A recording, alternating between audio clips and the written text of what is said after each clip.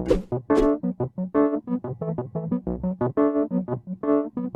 a professional triathlete and CEO of Dimond Bikes, TJ Tollakson, and today I'm going to talk to you about the different options available for indoor bike training. And we'll go over all the ones that I like, and I can tell you what I dislike and like about each and every one of them. So, I'm going to start with this one. This is my preferred setup. This is an InsideRide.com e-motion roller, and I have it most of the time set up with a fork mount so that it basically works like a trainer. Cool things about this trainer, it definitely moves side to side, right? So when you ride, you get kind of a nice rocking motion on this. And then this is set up on rollers too, so the bike actually moves forward and back when you ride too. And so that's nice because that tells you how smooth your pedal stroke is. When you get this thing to basically stand still, you know you're doing a good job of pedaling and it's really smooth. Obviously it's a little bigger platform than some of the other trainers. You can see on this one, I use a trainer tire, so this is actually the Tax indoor trainer tire. So this is a nice roller system. This is a great standalone roller if you're learning how to ride rollers. We'll get into rollers in just a little bit. This right here is a spin bike.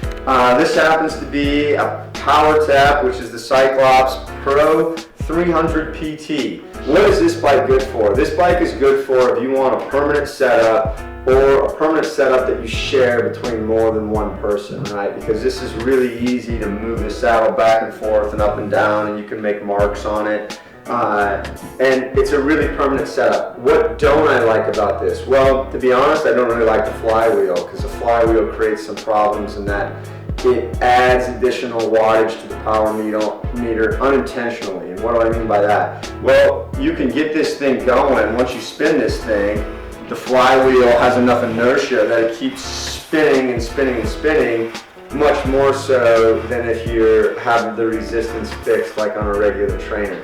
So that's what I dislike about it. You can still get an amazing workout on this. To a lot of people, this is what they're familiar with in terms of being at the gym and on a spin class. It's very similar to a Peloton, just doesn't have the subscription classes. But Peloton would kind of be the gourmet version of this. And while Peloton may not be the best cycle training, what I love about Pelotons is they're a group training environment, and if that gets you on your bike and riding, I love it. Go for it.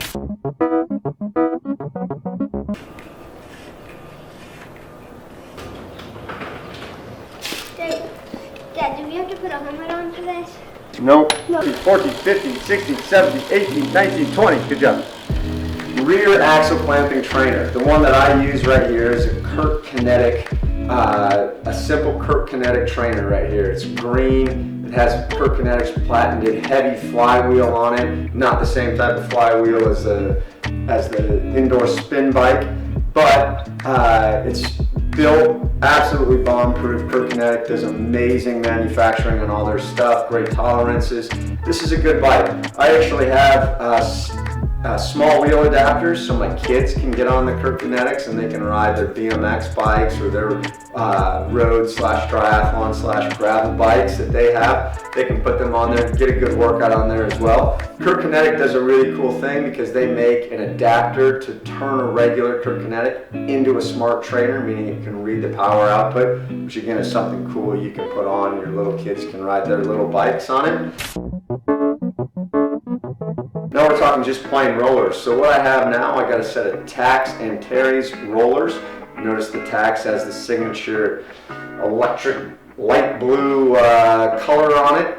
Matches the trainer tire on that bike. But the Tax rollers, but it's shaped to help keep you in the center of the rollers, which is a nice confidence booster for anyone trying to learn how to ride rollers. And by the way, if you are trying to learn how to ride rollers the first time, I highly suggest you put yourself in the middle of a doorway. If you don't have a doorway that works well, maybe you've got two cars that you can park in your garage.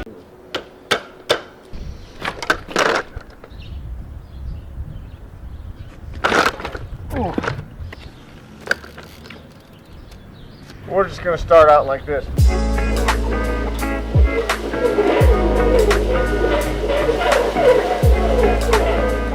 because there will be some times where you get a little out of balance and you'll need to reach for something to balance yourself, and that's a huge benefit to have when you're riding inside on rollers for the first time. But huge advantages to riding rollers in that you can improve your balance, improve your pedal stroke, and just become a better cyclist overall. The Wahoo Kicker is a direct drive, so you have no rear wheel on your bike. It has a cassette on the trainer, and it has full erg mode, right? And what's erg mode? Well, that means you can fix the wattage load that you're riding at. So let's say you want to do 5 times 300 watts with 200 watt recoveries for 2 minutes. You can just set it at 300 watts, and it doesn't matter whether you're pedaling 100 RPMs or 20 RPMs, it's forcing you to put out 300 watts. It's got Bluetooth and ANT Plus, and so it can talk to your Garmin device, it can talk to your smartphone, it can talk to Zwift. What's bad about the Smart Trainer? Well, most of those trainers that are direct drive do not move side to side. There are a few that move side to side that give you that motion without creating the same hot spots that I talked about earlier. The one that I have stays stationary, so I don't get that movement. So then my butt slides over the saddle just like it would on this spin bike. That's the biggest reason that I don't like that trainer. The next reason is there are different readings that I get even when that's highly calibrated. The power meter on my bike does not always match up to the power meter on the direct drive trainer. My experience, the Tax is a little more accurate than the Wahoo, but they're both pretty accurate, and if you're on those 100% of the time and you're just comparing indoor riding to indoor riding, you're doing pretty well. I like having my power meter on the bike as something to use as a basis of comparison against, and there's certainly some power meter drift. And not only does that drift, it's a curve, right? The power meter drift is always a curve because it's using the torque. So what may be a 5 watt difference at 200 watts could easily be a 30 watt difference at 300 watts. And so that's the reason I like to keep the power meter as the main power meter reading, the wattage reading. That's why I prefer the Inside Ride E-Motion rollers as my #1 choice. But I have all sorts of different setups and all sorts of indoor bikes that I can get on and ride with, and sometimes you just need a change of scenery. And which brings me to my last point. When I do ride my indoor direct drive trainer, I ride it with a steel bike that I welded myself at UBI Bike School in Portland, Oregon. If you don't know about UBI, it's a pretty cool place. They do both mechanic school and frame building school. Frame building school is a 2-week process. I don't have the nicest welds on my bike by any means, but I have a cool bike that I just had powder coated in black, and I set that up and leave that on my Wahoo Kicker direct drive trainer. And so there you have the 5 different types of indoor riding that are most popular right now. My recommendations, what I feel like are the pluses and minuses of each system. Whatever you do, it doesn't matter what you're riding, just find some way to ride this winter. Go out and do it. Thanks for tuning in. See you next week.